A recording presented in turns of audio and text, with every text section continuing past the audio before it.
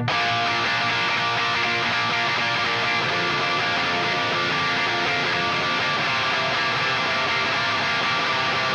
comes the nasty gram.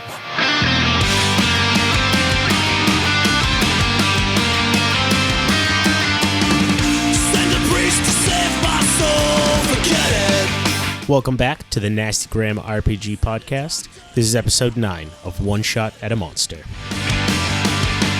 Feeling it too hard is the poison to the heart of a cynic redemption. Now I'm waking. And welcome back. I'm Josh. I am Dungeon Master and Bear Daddy. I am Sir Aedric Winmere, the Frozen Knight.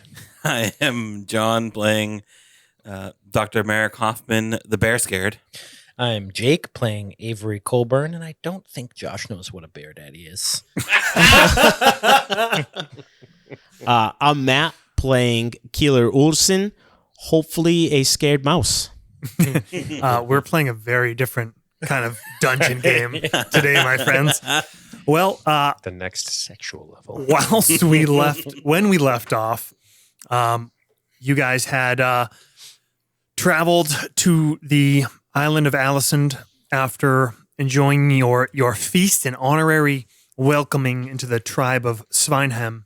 Jan accompanied you, somewhat surprisingly, from your landing place into the mountains with Keeler's guidance and gifts. You managed to make excellent time, but on the second day of your travels, the weather turned, and in the haste to find cover, you wandered into a cave with a inhabitant, or perhaps inhabitants. Matt, as Keeler backed further away, trying to direct his companions to minimize their threatening posture, you did see a little bit further with your dark vision several smaller, and by smaller I mean about the size of between a small pony and a large mastiff, perhaps pups of this massive polar bear. And you found yourselves all backing out of this cave, the storm starting to take a hold, its icy fingers digging into your back as you reach the edge of this cave, and the bear continues to move forward, kind of growing a bit more aggressive. So that's where we are. So, what you guys doing? Dr. Hoffman kneels down and grabs like a stone off the ground and kind of closes his eyes. As he opens them again, the rock seems to emanate the sound of the bear roaring, and he throws it deep into the cave as it echoes off the cave walls, this roar, repeating, continuing to roar and roar throughout the cave, making threatening noises. Okay, you made a bear growl stone? Yeah, it's a magical tinkering. I can make Cool. Imbue a tiny non-magical object with a non-verbal sound. Okay, interesting. Cool. I'm going to say it buys you some time. The bear kind of seems confused. It takes a couple steps back, and it actually turns, and you see it kind of jog back. Keeler, you can tell with your elven eyes that it's checking on its pups, and it goes over and sniffs at the rock and kind of slams a paw down on it. So it is distracted for a time. You guys have a few moments to appraise your situation. Jan looks and says, "We have not many options." We push forwards. We cannot take it. You ask what would be worse, the bear or the colt? The colt, we have a chance to survive. Her, we die. Jan nods. I mean, follows your lead completely. But the rest of you? I follow Keeler's lead here, of course. Let's go. Well, it's distracted. Okay. You walk back out of the cave, kind of frequently looking back over your shoulder. As you guys exit the cave, the howl of the storm completely overwhelms any sound coming the bear's growls, and your visibility is immediately reduced to dozens of feet at the most, enough to look back and see this massive bear emerge from the cave and stand on its hind legs, reaching maybe 15 feet into the air, its head, and it roars, and even that massive beast roar, you can barely hear it over the din of the storm as you push back out. You pause some distance from the cave and look around, and all you see is rock and white. It's hard to keep your eyes open with the sting of ice and wind. Keeler, give me a survival check. We pull our furs tight. Word. So as we backed away and we're sitting, kind of huddled up in some rocks, I'm gonna, just for flavor purposes, I'm gonna pass around a small skin of seal fat and instruct, rub on your skin. It protects cold, wind, ice, won't burn like fire. I'll smear it on and pass it around. Dope. Take a inspiration point for Arctic Survivor. Sweet, because I'm going to use that because I rolled fucking 6. Used up all those fucking good rolls taking down that well. I know. It's a frozen row of dice. I mean, I'm sitting at a 12 now, so that's a 17. Okay. You start to using your memory of the lay of this land and kind of trying to step back and just assess the best way to go. Staying where you are is not an option.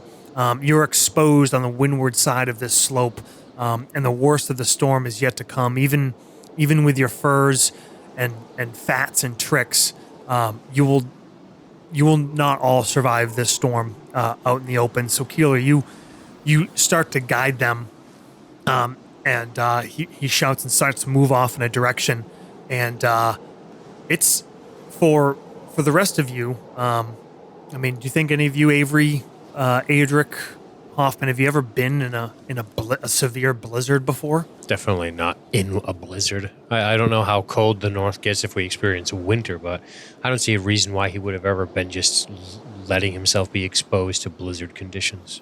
I don't think Same. Hoffman's been exposed to this kind of blizzard, but he's been in snowstorms in the north before. Yeah, same. Yeah. I mean, I've probably been to ski lodges. It's weird not looking staying out the inside. windows with a hot cocoa in your hand, Yeah. And a nice cardigan.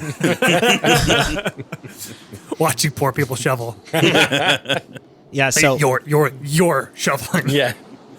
so yeah, as we're going, I'm just trying to hint, wink, wink, perceive any snow drifts or things that would, natural blockages for wind where snow is piling up, creating one of those cool fucking snow waves to indicate somewhere we could hunker down. Okay. You have a thought. You're basically just trying to get over the next spur of this mountain, knowing where the wind is coming from and having a general idea of the layout of the geography here. So you're kind of going off those instincts to get to a place where you can even find the option.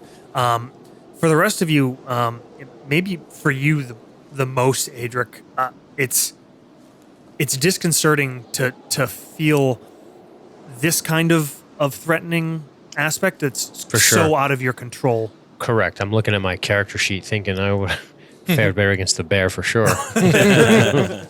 But yeah, absolutely. This isn't, he's, I think he's one to stay the course. He's not thrilled. He's probably, I would say you don't have courage without fear, right? Because if courage is how you handle yourself in the face of certain fear. He's not a fearless guy. So I would imagine Aedric is somebody thinking, I wonder even if Keeler, is this it? Are we going to be stuck out here frozen to death? So I don't question him. I pull my furs tight. I keep my head down. I liberally apply the seal fat, and I push forward trying to keep my hands from falling off and my feet from turning black. All right. You guys move forward.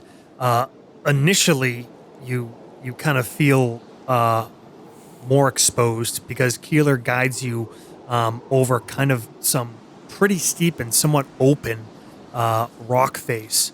So up on top of rocks. Yeah, kind of crossing a slope like from the side as it kind of curves, and again you can barely see past a couple men in front of you.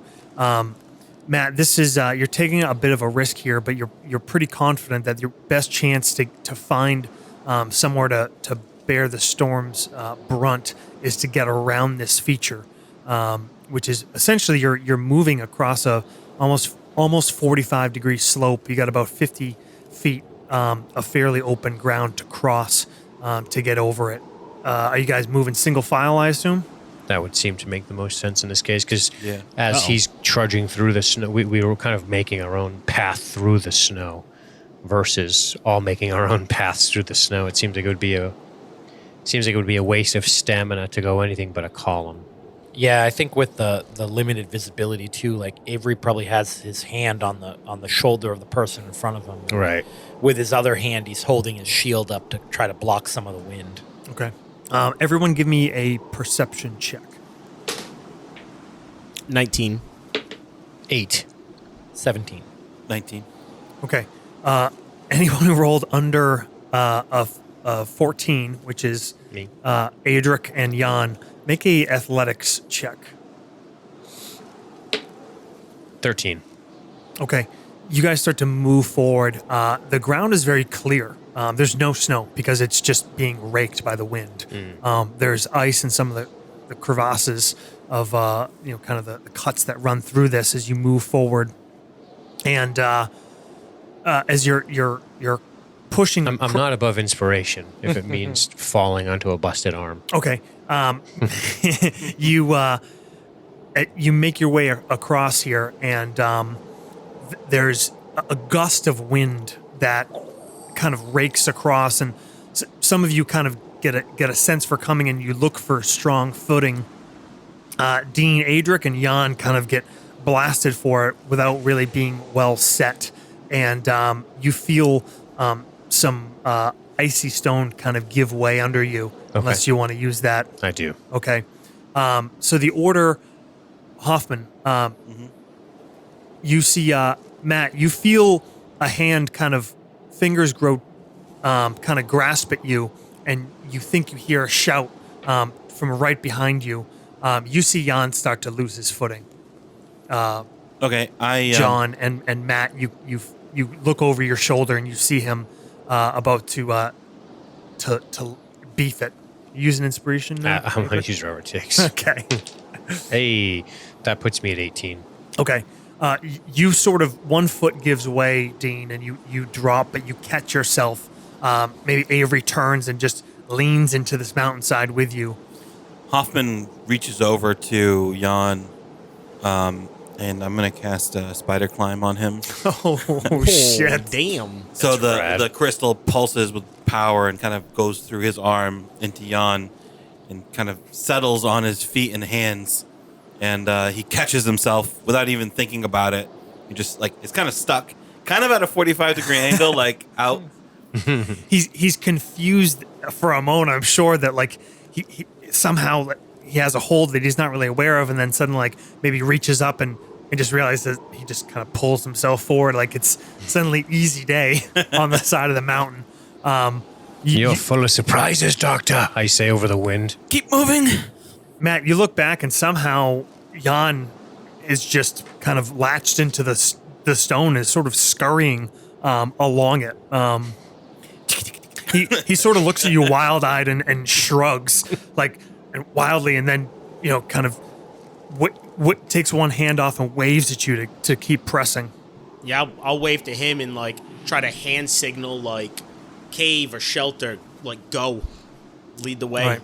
You guys get across the spur and over to the other side. It kind of round the terrain, and indeed a bit of the sting is taken out of the wind You're able to see a little bit better. And Matt, you do find a shallow, not you wouldn't even almost call it a cave. It's more of almost an indentation in the mountain, but the terrain does favor it as far as being on the leeward. Is that the word? I think so, yeah. The leeward side of this mountain spur, and it's the closest thing to shelter you're going to get. So you hold up there in the storm. Matt, do you think Keeler does anything to try to improve the situation as best as possible? Is there anything you can think of? I understand that you are not personally an Arctic survivor. Oh no, I got an idea. Okay, what are you doing? First, quick. I'll grab at whatever Avery has left from his pack of multitude of furs, and start laying them down. Off, take everything off. All furs, naked, nothing. I'm gonna start stripping. Go, Keeler, quick, fast. Do not ask. Go, now. I shake my head and I yell, "He's lost his mind!" Jan starts stripping. He says, You do not listen, you will freeze here and die. Trust me. This is my home. Jan leans into you. He says, "Our heat. That's all we have." By the twins. I've got a pretty good insight, so I think I pick up that they're not insane. They're That they know definitely what they're not doing. insane. All right. It seems counterintuitive to take off, but as you start to, It's probably not the first time Avery has been in an orgy with 5 dudes. It's fine. Talk about a man meat. It's all right. all right, I want let's talk marching order. Let's talk about. I mean, you guys have seen his haircut, but I mean, there's manscaping. There's some good manscaping going on there. The finest royal baubles. So you Are guys, all lords this small? It's the cold. you strip down. You realize, Jake, as Avery starts busting off some of these layers that you didn't even. You're so numbed from the cold. You didn't realize that even your furs, the water, your sweat, everything is just soaked from the storm. Everything blowing around. You even managed to. You almost lose a couple fingertips brushing against some of the exposed metal of your armor as you bust it off. And the 5 of you strip off all these clothes and smash your bodies together. Talk about fan art. That's a new cover. And basically bundle the furs and sort of build from the one side that you do have some partial exposure to the wind. You kind of build a wall of your gear, and you ride it out. And Any way to dig down a little bit? raw stone, Nothing, all stone. where you are. Yep. Anything else would have been stripped away from this particular place on the mountain. But you get through it, and everybody give me 3 Constitution checks. Now we're talking. All right. Can we just roll them all at once, or does it matter? No, actually, do them. All right. Do them in order. So, Oh, right. Oh, roll the 1 on the first one. Hey, same. It's a good start. Yeah, yeah. Hoffman's losing a limb. That was a 50. Let's see. 21. sorry, just there is an actual rule for it, which I think is surprisingly decent. What, exhaustion? Yeah. All right, what did everybody get on their first roll? Rolled a 1, so a 5. I rolled a 1 as well, so a 3. That's good. 21. All right, This Matt, is something. Dirty 20. dirty 20. Okay, give me another round of con checks. 15. Okay. It's going to be a higher bar if you fail I the see. first one. Okay, I see. Oh, that's what you're meaning. John? 14. 22. 11. 11. Okay. Matt, John, and Jake all have one failure. One more round, please. 22. 17. 6. 17. Hoffman's not in a good Okay. way. Hoffman, you have 2 levels of exhaustion. 2. Yes. Jake and Matt, you have 1. Adric stands strong. Yeah, 21, 15, 22. Not bad. Jan has 1 level as well. The storm starts to break. Matt, you sort of emerge like a snowy rodent poking your head out of the hole. There's still a decent amount of wind, but despite it now being fully nighttime, it's brighter than when you first burrowed yourself into this hole. The moon is up. Probably a good portion of the night has passed by this point. It's hard to tell exact time, but maybe past midnight for sure. And you have to say you feel the effects of it, but you're all alive, and you also made a point of after you stabilized your core body temperatures, you kind of got some of the most important undergarments, your inner layers dried out as much as you can using the body heat, and you all start to kind of relayer. Keeler and Jan assist you guys kind of in advising the best way to kind of relayer as you guys get loaded up, and you're all tired no matter what. And it's the middle of the night. What are your plans? You know that the night of the following day is when you are supposed to when the council will begin. I don't know if I can make it. I need a fire and a rest. I look at Keeler. There is no time. We must push. I can barely stand. We'll carry him. How far? Matt, you're a bit off the path, as it were. Not that there really was a set path, but in terms of anything traveled well enough, but there was a path in that the normal route that you have taken on your previous time here accompanying your tribe's representatives. It's a full day's march about from where you are. So you don't have much time to spare, if any. You don't know how much more difficult the trail is, if there's portions that are going to be pretty buried in snow. But it's not close. Keeler, maybe we can fashion a sled if we need to pull any wounded or those who are sick. Look around. There's not really any You have- trees. Are there? You have more spears? No, but maybe there's some stuff Not in where you this equipment of There are on the island, just not here. maybe some of the equipment in Avery's hold. We can try, but Look through my bag. I can walk. It will just be. I'll try. We can use the furs. We can use the furs. We can perhaps stitch them together and put a rope on it. It's something you can pull. We don't have time, Adric. Hoffman Adric's very concerned for Hoffman. He doesn't look good. takes a while to stand up. Matt, I brace him as he looks a little wobbly. Keeler looks around. You're fairly certain that this old man, this elderly 35-year-old veteran knight, probably is the most, has weathered the storm, literally and figuratively, the best of you, even maybe more than you and Jan. I mean, it rolled pretty good. You must have a really high save, though. You're a fighter. I do. My con save 6. Yeah. That's a 4. I just rolled a real bad. I did use 1 inspiration die. All right. What's the word? hey, Drake, can you carry him? Will it slow you down? It will, but I can.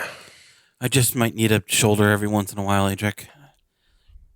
If we have to go now, we have to go.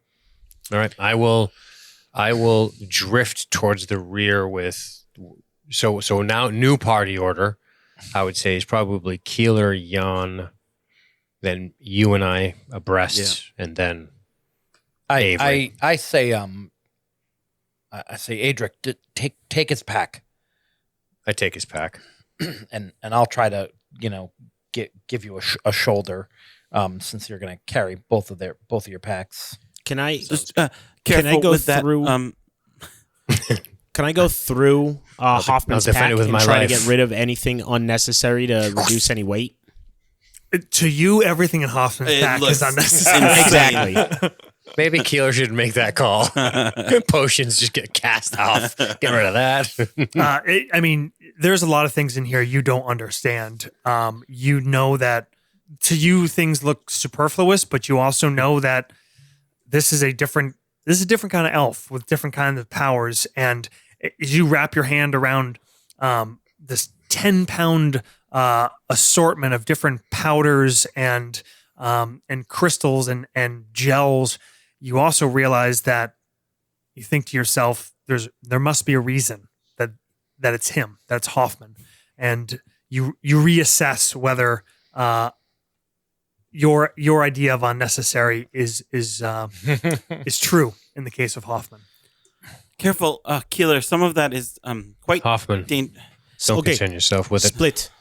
I take this and I'll divvy up his pack between all of us to lighten the load. And I'll also go through Adric's pack at the same time and try to take anything that's heavier off of him and put it onto me. Probably the rope is the heaviest thing I carry All right. in a whetstone. Sorry, weird timing. But is our first goal to get the shield? The talk to the council is the very first goal. And With the okay. thought that the meeting place of the council you believe might contain Tathazine crystals. Okay. Yes. Okay. Yep. All right. As we move on and start moving again, I actually leave my fine white fox fur coat in the snow. Probably costs 100 gold. I just leave it behind, soaking wet, and wrap the native fur around my shoulders. Nice. It's a great. Don't say anything. Don't admit it.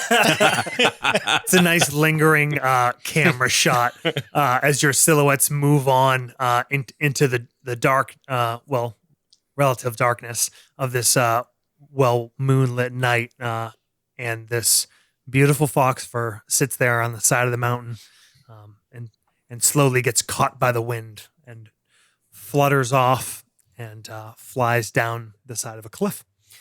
You press on through the darkness, and the night, the wind starts to abate shortly before you see the sky start to lighten. But it is still quite cold, and you are all quite tired. Give me another round of Constitution checks. I don't suppose anybody has any kind of way of Thank God. juicing those up, do they? negative. Nope. Inspiration. Yeah. I have one more. 19. How many? One more. 14. 19, 18, and a third, you said? No, just one more. Just one more. Just the first one. 19, 18, 18. Dean's like, I can go all day. I got 20. Can dance all day. 21 for Avery. 21 for Avery. Jan is good. Matt Keeler, 17. 14 for Hoffman. 14. Is that another point of exhaustion? No. You actually have a heart attack. We have to resuscitate him on the spot. The sky starts to slowly grow lighter, and dawn comes. Matt, Keeler is in a way disappointed, for marching for several hours, at how little progress you've made, partly because you're slowed. To be honest, Hoffman is slowing you a bit. Everyone's doing their best to carry the weight, but you've also had to make a couple detours due to as you've kind of moved over different parts of terrain. There's a couple areas that are probably buried in a dozen foot deep snow drifts. But you're still moving. The sky grows light, and you can actually ahead of you see, as you come up over one crest, the silhouette ahead of you of the mountain is indeed the peak. You are within sight of your goal of where the delegations meet. There. See? That is it. Close. Oh, the summit. Finally. You think another another 4 hours at least of marching will get you there. Maybe that might be a little bit longer due to your pace reduction. Are you pushing immediately? Can you go? All of you strength, yes? I will. I think I'll make it. I'll try at least. All right. Kind of take your breath. Look back over you, over from this crest, the path you took with the clear skies. Now, it's a pretty breathtaking view. You can see back over miles and miles of this snow-covered terrain. Now, the barren rock where it's been blown free, and it's a hell of a view. You kind of just take one long moment to take that in and push further. All right, and give me one more round of con checks. Is that a one I see? That's a 1. 11. A niner. I got a 9 as well. That's a 3 for me. 3. What was the high on that one? 11. Jesus Christ. Okay. Everyone fails that one. Yeah. You're moving up the last steep slope, and John Hoffman, I mean, you kind of just collapse to a knee for a moment. So right now you are at 3. 3 levels of exhaustion. Yeah. So attacks have or disadvantage, right? Yeah, disadvantage on attack attack and rolls. saving. Speed have. Yippee. Ability checks have. What is I'm just kind of trying to figure out where I'm at physically. What is 2 levels? Speed halved and disadvantage on ability checks. Okay. 1. That is 1 is disadvantage on ability checks. So you can still John can still walk. He's Technically, not, yes. He's not totally. You guys kind of pause around Hoffman, and as you hold around him, you realize, all of you are kind of concerned for him, but you also realize you all kind of, even you, Adric, are feeling it terribly. About time. But you're close; it's within sight.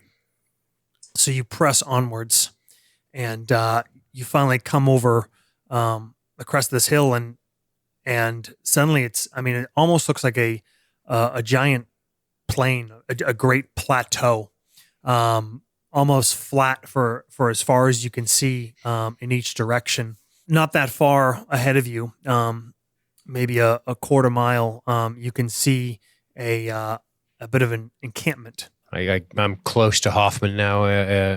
Adric's close to Hoffman. And I say it's always darkest before the dawn. Look. Oh, thankfully. Hopefully they have a place to sit. Oh. Just fire, food, shield. Give me your shield. It's strapped to my back. I unstrap it and hand it to Keeler. I'll just use that to direct some sunlight and flash the camp and make sure that they see us. Okay. You start moving slowly in that direction, and before you get halfway there, a group of tribesmen of several different tribes, all pretty well armed, come out, and they see you, and they kind of look around and kind of focus back on you, Keeler. Look between you and Jan. As they're approaching, I say, Sir Adric, make sure your blade isn't frozen into its sheath. Good call. I whack it. Make sure it can be drawn. Sometimes frost makes the blade stink. One of the men seems to be in charge, looks at you, Matt, and says, son of Undvar? Son of Sveinheim? What is this? Why are you here, and you bring outsiders? Yes. You bring them here to the Great Shelf? They are here from the prophecy. They must speak with the council. It has been foreseen. Jake, you're unaware of anything they're saying. They're speaking in their tongue, but you can easily read their faces, and it's a mixture of surprise, confusion, and anger, almost universally across all of them. Kind of grimaces. He says, you will speak to the council. They will decide your fate. Yes. And theirs. Take, and I'll hand my crossbow to them. my hand crossbow and my axe. Same. Okay. Give them weapons. This isn't going well. A tribesman approaches you, Adric. I give him my sword and shield. He looks you up and down. Now look him up and down. He blows you a little kiss. I think we'll be fine, Avery.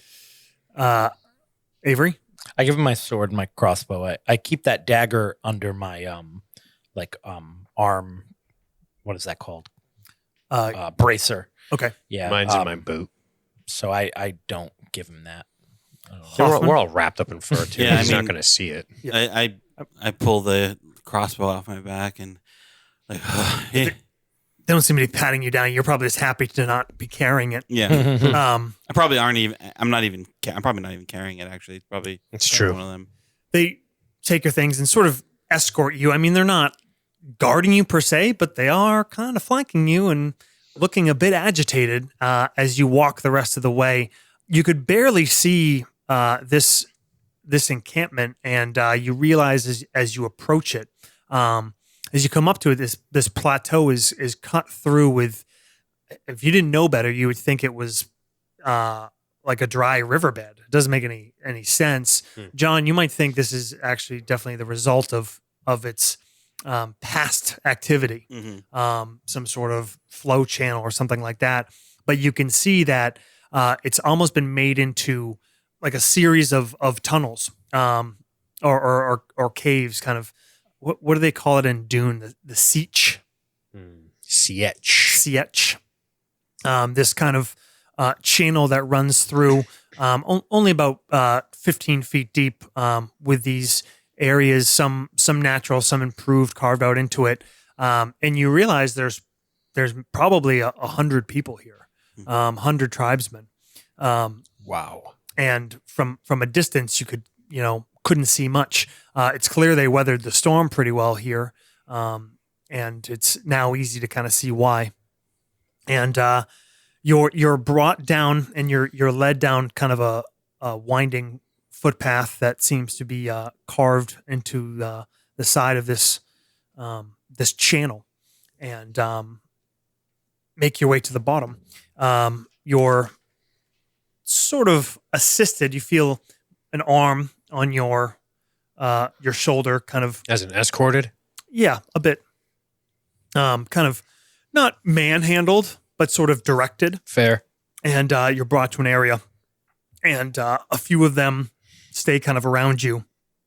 It's clear that you've definitely gathered the attention. Everyone's sort of looking around, and you can see that there's different tribes sort of each occupy a sort of spot of this area. And you're suddenly the center of attention. I'm going to try to look towards Keeler and see if he seems nervous about the way this has been going thus far. Keeler, what do you think? How you feeling? I'd say yeah. I'm probably kneeling on some stone, quiet, just staring forward, not really saying anything, just sort of very stoic and waiting, like almost like a child waiting to be reprimanded or judged by his parents. Understood. Hoffman sits down up against the wall of this structure we're in, and he kind of looks around and says, I think this is all molten lava hundreds of years ago. We would have been burned alive. He's delirious. Hoffman seems somewhat out of it. Josh, Avery, as foreign as the setting is, he also sees it as it's sort of reminds him of being at court when, all the different families would come together. Does it, and the neat thing about this is he can literally see, based on what they look like, who's part of what family, right? Because they all have like a different skin tone, right? Yep, you don't know what most of them. No, I don't know what they mean, but they convalesce around. Does it seem like they mostly stick to their own tribe? For the most part, yeah. The delegation that went out to meet with you was mixed, but you could see even within that, they sort of operated like, with each other. Right, like it was a right. few different. They came from a few different tribes, but the couple from each tribe sort of stayed together. which makes sense in a way. Like, like your security isn't controlled by one tribe. It's a mix. So he's kind of trying to get a feel for the politics of this whole situation, just how the different tribes interact with each other. Like, I'm probably making up my own names in my head for what they're called. Sure. Like, but just like, I'm going to sit there and kind of observe who talks, who doesn't interact, like of the guards, which ones seem to get along better. Like, I want to figure out if they all kind of get along well, or maybe there's animosity between different tribes. So okay. I'm just observing that as we're sitting here watching. Okay. That might come into play more as we go forward. The one thing you'll notice is you notice kind of from that immediately is that a couple of the guardsmen that you've dealt with already have that same skin tone as Jan of Svanheim. They do not look happy with him. They actually, right. Kind of scowling, not going anywhere near him, and sort of have, given dirty looks. So you pick up on that for sure. A short time later, you're kind of held here for a couple minutes, and then that tribesman who had kind of seemed to be in charge of this little party comes back and says, "The council will see you." Let's go. Hoffman struggles his way up, standing. He looks at you, Keeler. He says, "You will answer with them. You will all be questioned as one." Understood. Does Keeler have a tribe here? Yes. You see none of the guardsmen that are around you, but you see a few walking by. They definitely that he has that sort of light green, almost yellowish, like a sickly kind of green coloration. Is that right, Matt? Yeah. So, yeah, you see some of them, and you're brought across this chasm up a bit of the ways, sort of in the center of it all, and you are led into. This looks like it was definitely a natural kind of cavern or natural part of this process. It's larger, much larger than the couple you walked by, but still, barren, Spartan completely. But inside on some simple furs are seated 5 individuals. There's guardmen that come up to the entryway and stay pretty close behind you, and the 5 of you are brought in. And there are indeed 5 individuals. One, the colorations of blue, gray, green, yellow, and tan. Matt, obviously you recognize all the tribes minus the lost tribe. You know that the tribe. I think we picked out the name of the tribe that was lost. Vindites. Yep. What is it? The Vindites. Yes, the Vindites. There are survivors. They're sort of been absorbed into the protection of another tribe of the Bronsoon. So you look across, and there's 3 women and 2 men. The pale blue coloration is the youngest person there. Is a woman. She actually has kind of fiery red hair, and she's scowling openly at all of you. Another woman who kind of looks like her face is sort of permanently set in a scowl. You don't even know if it's extra because of you, with the gray skin. An older woman, much thinner, almost ancient looking, with the green skin of your people, Matt. You know, Poali. She is one of the most respected elders of your people. A large, well-built man in his 50s, with yellowish skin, and a man almost as old as Poali of the Fordheim, with tan skin. And they sit in that order, kind of as you look at them from left to right. You seem immediately to get the most negative reactions from the first 2 women, Mauja and Anana, as you know their names, Matt. And they all look at you. That first woman with the fiery hair, she starts to speak, and immediately the woman in the center, she just kind of puts her hand out, and just that simple gesture kind of immediately quiets her. and Poali, the woman of your tribe, Matt, says, she takes a deep breath, lets it out. She says, I must. She stops and says again, now in the common tongue, I am thinking most of you do not speak our tongue. That's No. correct. I, as a representative of Unvar, must cede my place to speak. Idar, the old man on the end, he kind of leans forward. Looks like a raisin come to life. Just unbelievably weathered and wrinkled, and yet his eyes have this kind of bright sparkle. He leans forward and he says, I must ask the simple question. Why are you here? Why do you come before us? Why have you brought these people you know to enter a council without being chosen? Could be seen as an act of violence, of usurpation. He looks at Jan, then at Keeler. Which of you will speak? I will. It was my choice. I'll step forward and kneel. I apologize to the council for these actions. I know that this can bring great misfortune to us, and I'll look over at the empty seat of the Vandits council member. I feel we are already there. It has come to my attention that the prophecy has arrived. I saw these men getting off a ship, and they spoke to me. I knew they were here. They know of Arctilgrim. They are here to stop it. But As soon as you say the word Arctilgrim, they all kind of immediately turn, looking at each other. A variety of reactions on their faces, and Svanheim's representative, this young fiery woman with strange combination of this icy blue skin and this fiery red, almost orangey red hair, tumbles and braids down the side. She leans forward, almost coming out of her seat.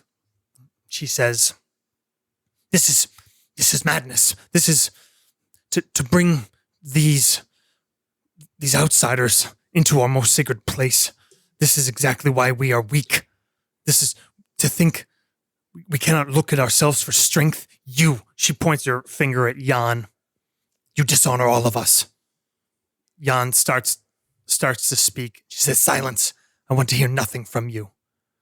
The old man looks at her and says, they all must be allowed to speak. I step forward and I say, thank you for allowing us to speak. My name is Avery Colburn. I am from far to the south. You have asked why all of us have come here without being invited. You guys all notice Avery's entire attitude in this situation is different. Like, he's usually so dismissive of these people. Who is this guy? But yeah, you're like, what the fuck? He's delirious. He's snowblind. I say, you have asked why we have come here uninvited. But therein, I believe, lies the misunderstanding. We have been invited. I look towards Dr. Merrick, and then I look to the old woman with the green skin, as if she knows what I'm talking about. And I say, there has been a vision that this one would come. An invitation. I believe you know who that is from. I believe you know who has beckoned your cousin from the south. But he is not the only one that has been invited. And then I look to Sir Adric. I say, others have seen a similar vision. And I tap his armor where his crest is. Others have I seen a stab him in vision. the armpit. Take out the dagger. Others have seen a vision of the one with this crest. And I look to the woman with blue skin as if she knows what I'm talking about. And I say, I believe that you have all foreseen that we would come. And I believe that you all know why. We are here not as outsiders, but as those who have been chosen to help you defeat the Octogrim. And then I step back as if my time is up.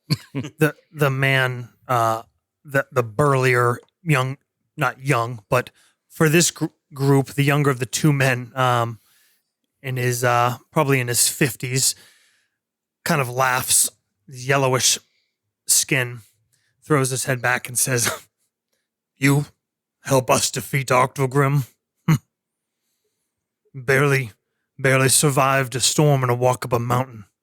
That brethren," he nods his hand at Hoffman, "seems dead on his feet. You claim to believe in this Octogrim, as so many have become increasingly," he kind of looks around, "increasingly strongly believing in. And yet this is what you show up to confront? And you come here why to our council?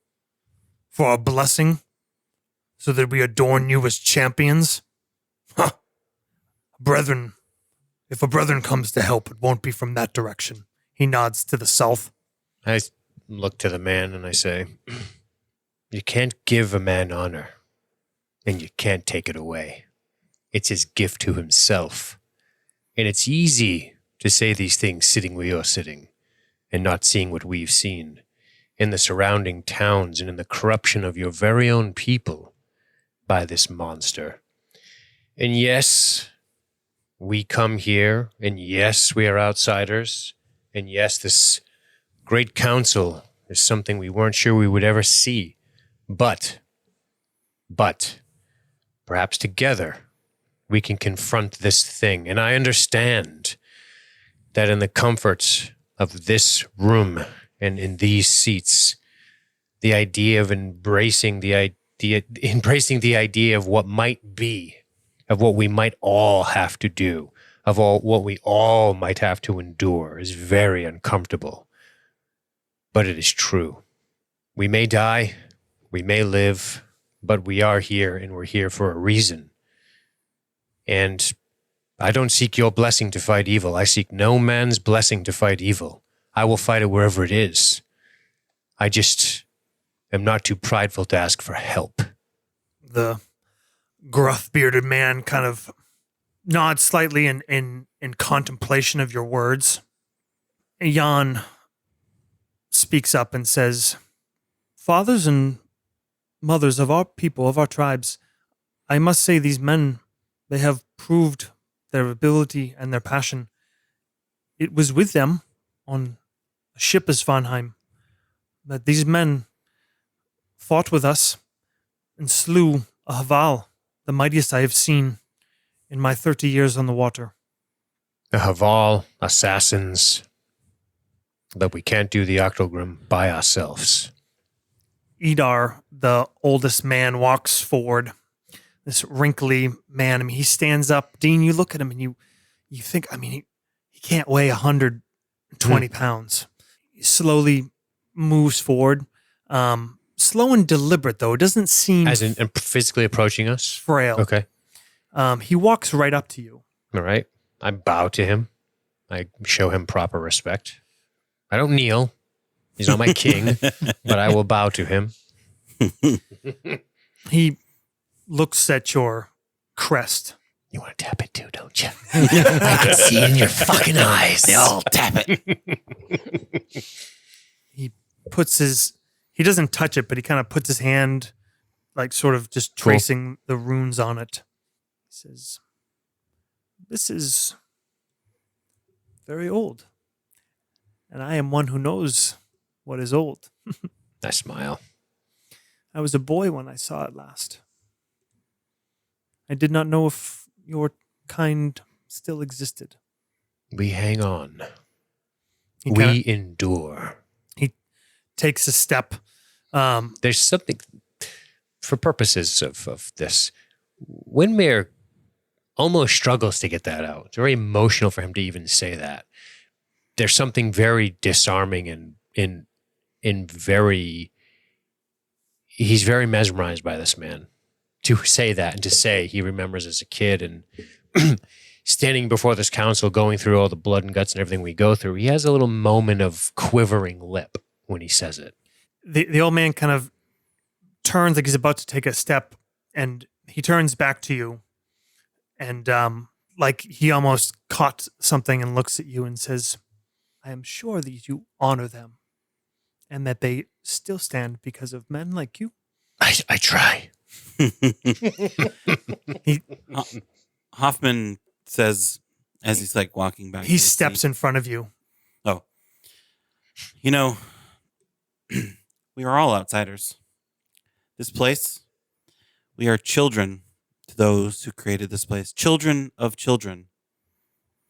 Our forebearers, the people who may have even created us, they own this land. This was theirs.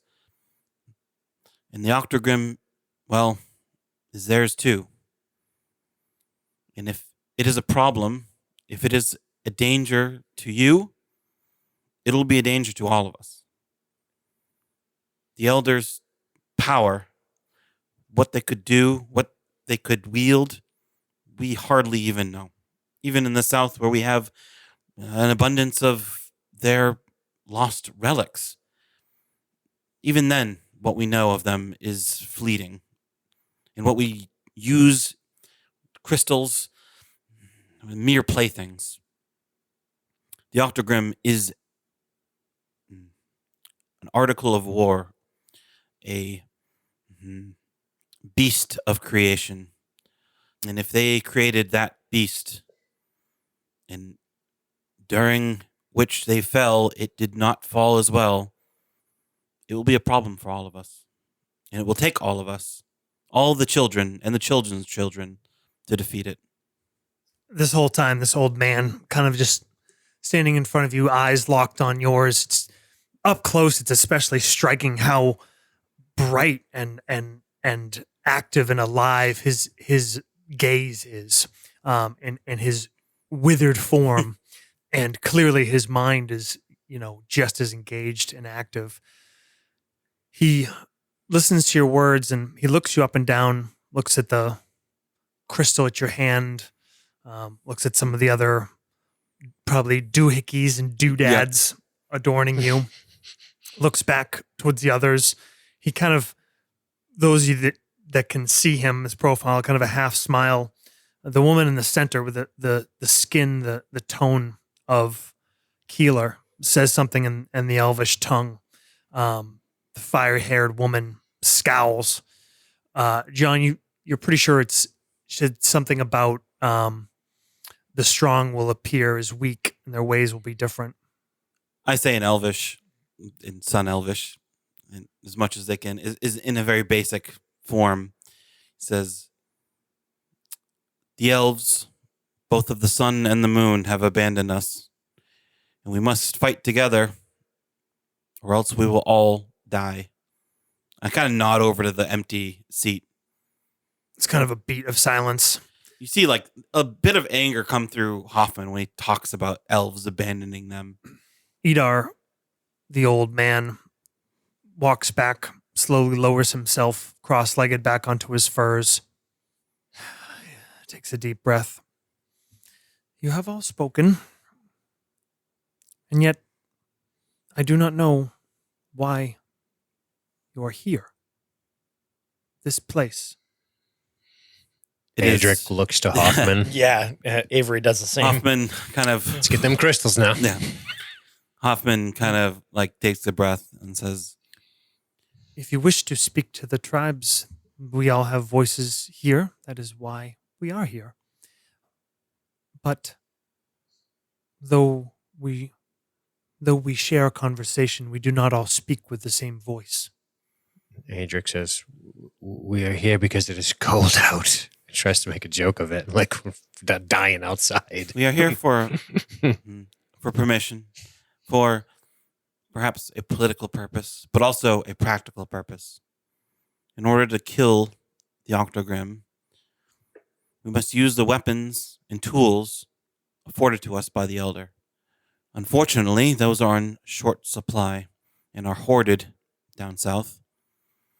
I have an example of it, but there is more to be had.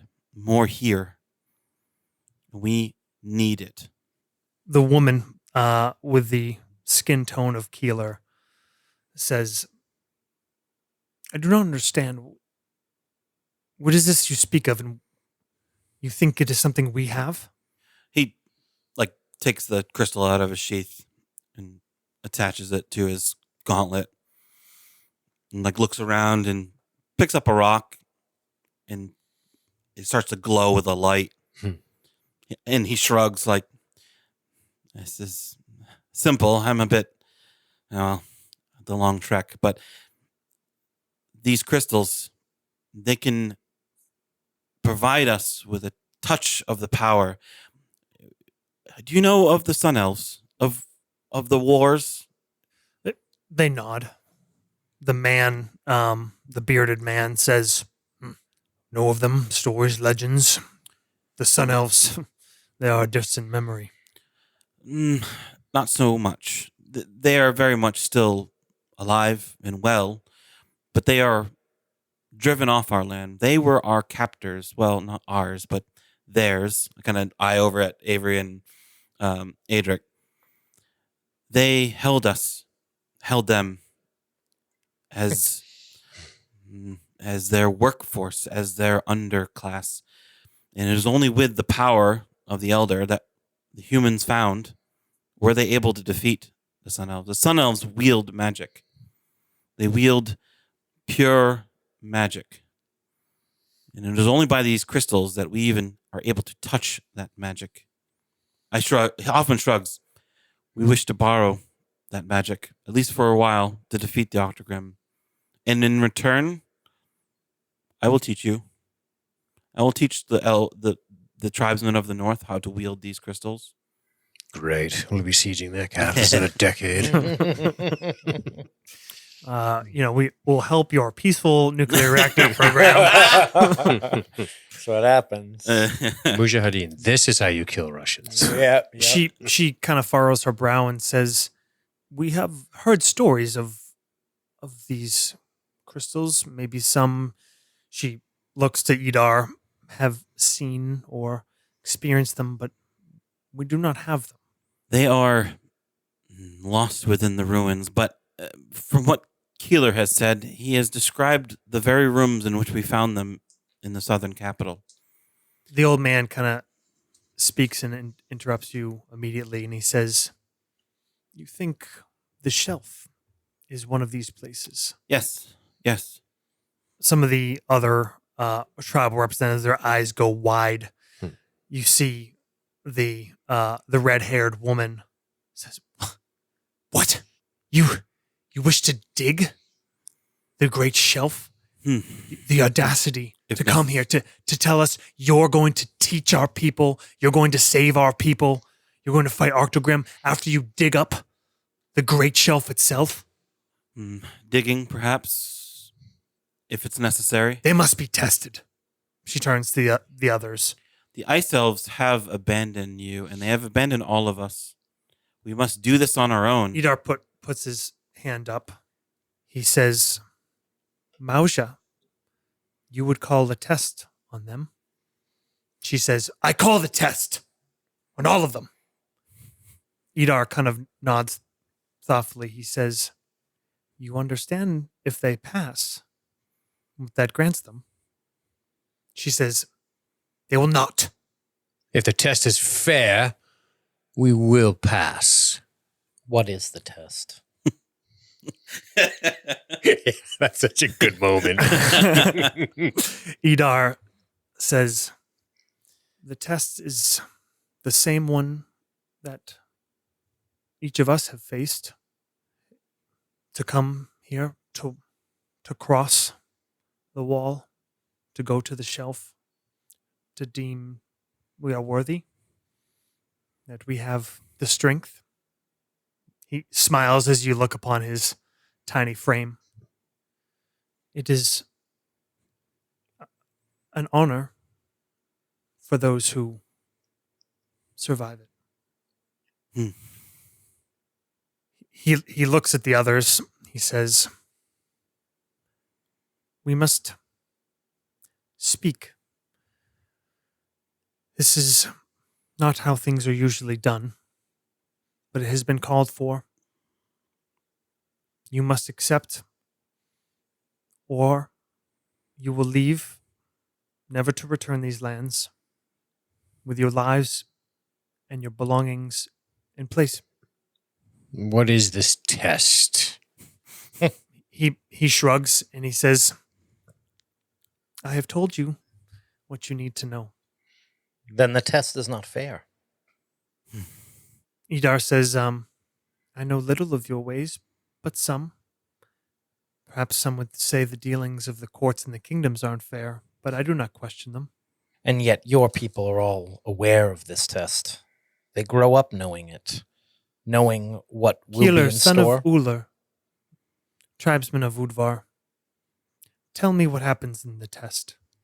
You will survive, or you will die. Yes, that's all you know. And That is each it. of you has passed this, each member of this council. They all nod. They are here, yes? You don't know. I mean, You see, Avery looks at these frail old ladies, and I mean, you see a man who looks like, I mean, he would probably go 2 out of 3 in a wrestling match with Adric, come up on top, even in his advanced age. And then you see a guy who looks like he would snap if he fell over. right. I kind of look at them, and then I turn back to you guys, and I say, "How hard can it be?" I don't think it'll be easy, but what do we do? Go home in disgrace? Either way, we expected this. Yes, we were told we would be tested in some way.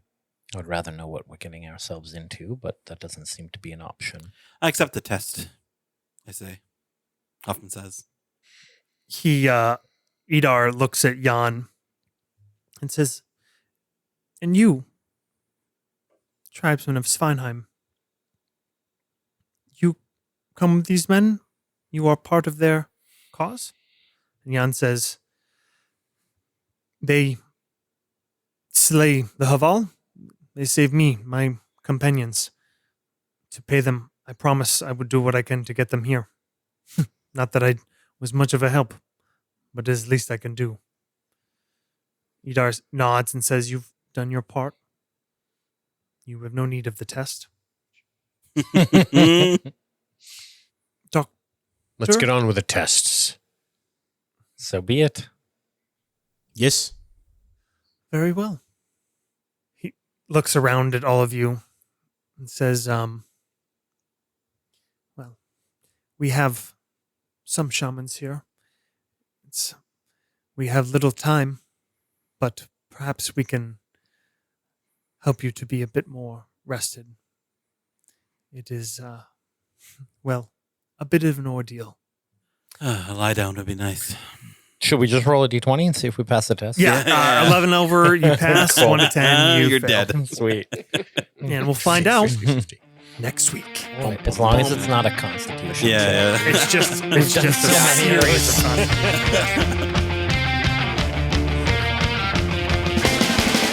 Hello, everybody. I'm just here to remind you to rate, review, subscribe, tell a friend, start a Reddit, maybe a 4chan, maybe not a 4chan. You can find us on nastygrampod.com and at facebook.com/nastygram. Our intro music is by a Wilhelm Scream. Outro music is by Creepin' Cadavers. Scores by Adrian Von Ziegler and Thomas Bergerson. You can find links to that in the show notes. I'd also like to throw a shout out to LSG Media. It's libertystreetgeek.net. And we'll see y'all next week on the Nastygram.